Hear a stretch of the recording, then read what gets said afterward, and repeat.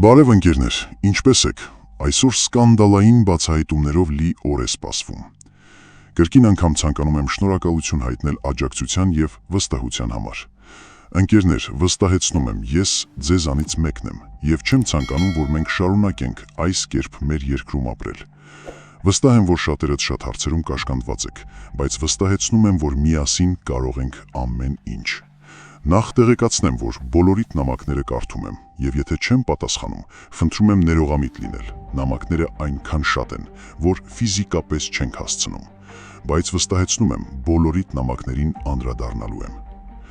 Ընկերներ, երեկ Երևանի փողոցում տեղի ունեցածը ուղղակի խայտառակություն էր։ Երկրի վարչապետը իրավունք չունի նման պահելաձևով հանդես գալու, քանի որ այո, Հայաստանում կան հազարավոր քաղաքացիներ, ովքեր դեմ են Նիկոլ Փաշինյանի կառավարությանը, այդ թվում ես եւ իմ նման բազմահազար ադեկվատ անձինք։ Մեր նպատակը միայն համախմբվելն է, անկախ քաղաքական հայացքներից, անկախ որևէ հանգամանքի։ Դրա համար նախ պետք է մեր մեջից դուրս թողնենք ագրեսիան եւ վիրավորանքը։ Ընկերներ, այսօր հերթական բացահայտումներով լի օրն է սպասվում, որոնցից երկուսը ուժային կառույցների մասով է։ Այսպես, Ռոբերտ Քոչարյանը Արարատի մարզում էր։ Այցելության ժամանակ նախկին ոստիկանապետ Ալիկ Սարգսյանը ողջագրվում է Քոչարյանի հետ, ինչից հետո ազգային անվտանգության ծառայությունից հեռացնում են Ալիկ Սարգսյանի փեսային, աղջկա ամուսնուն։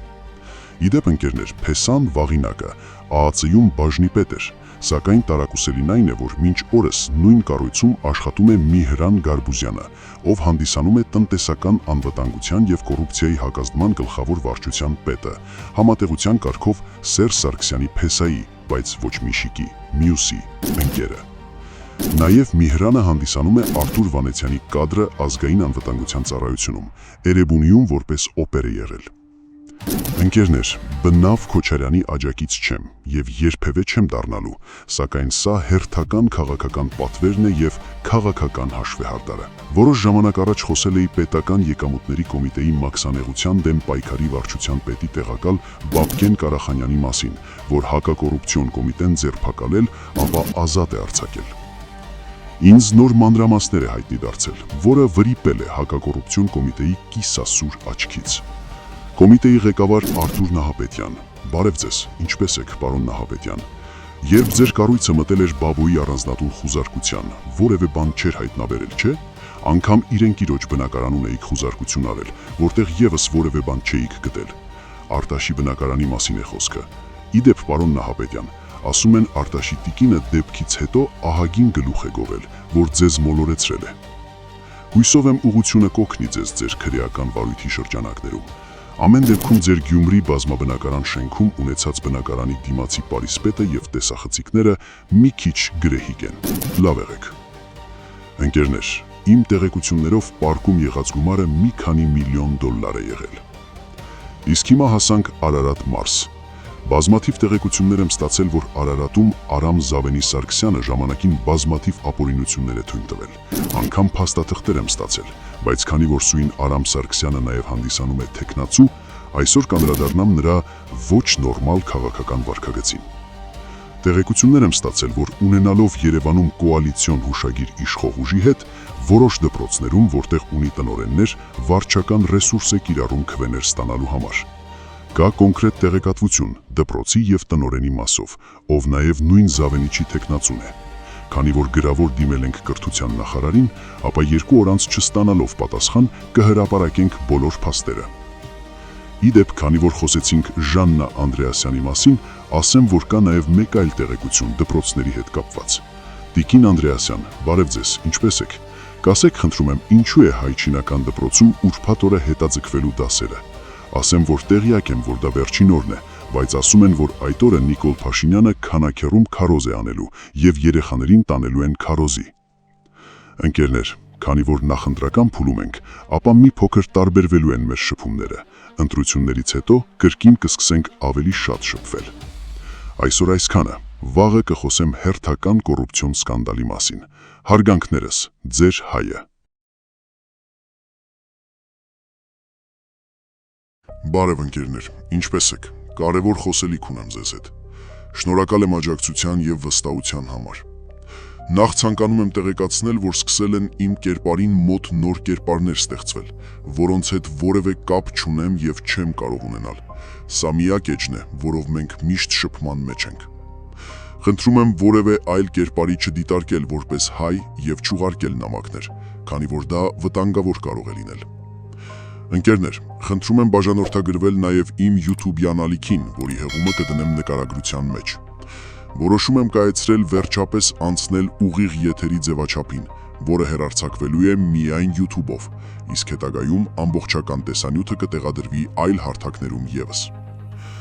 Ընկերներ, մենք չենք հայհոյում, չենք վիրավորում եւ ցանկացած զինված հարձակմանը դեմ ենք, անկախ նրանից ով է երկրի վարչապետը, անկախ նրանից ինչ կարծիք ունենք մենք նրա նկատմամբ։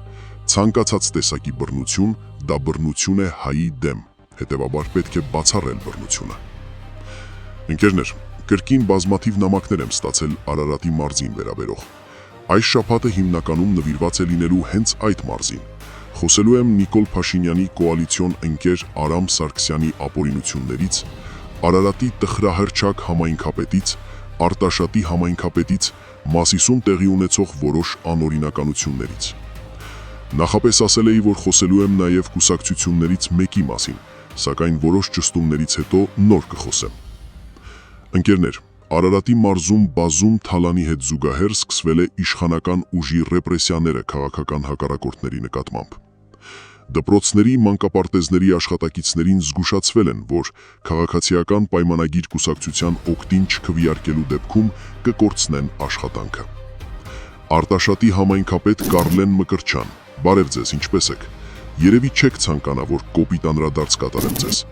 Եթե այո, ապա խնդրում եմ պատասխանել մի քանի հարցի։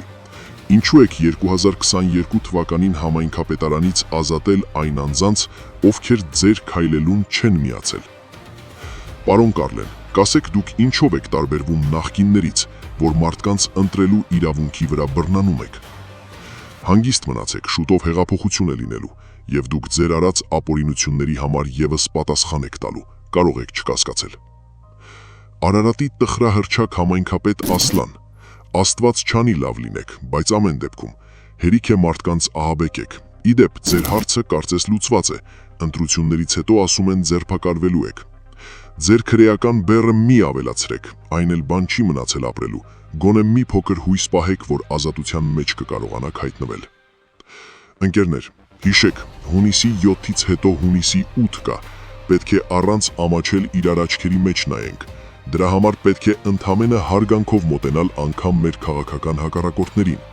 Ի վերջո որևէ քաղաքական ուժ չի գալու ձեր մատից փուխ հանելու։ Գալու են եւ կրկին 5 տարի մոռանան մեր գոյության մասին։ Գալու են շարունակեն իրենց թալանը, իսկ մենք մեր գլխին ենք տալու, թե ինչու ընտրեցինք։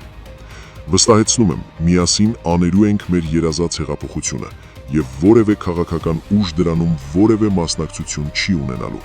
Դա լինելու է մեր հանրության սրտի ցանկությունը։ Վաղը թեժ է լինելու, կրկին խնդրում եմ, բաժանորդագրվեք YouTube-յան ալիքին, վաղվանից այնտեղ է լինելու ուղիղ եթերը։ Հարգանքներով, ձեր հայը։